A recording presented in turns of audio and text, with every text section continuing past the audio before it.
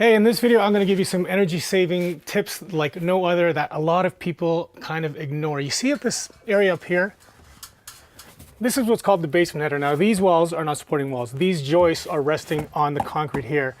And this basically is the exterior of the house that separates the basement from the first floor. So as heat rises, this is an area that if it's not properly insulated, it's just like a gateway for hot air, for warm air to escape. And it's one of the easiest things to insulate. I'm going to show you how easy it is.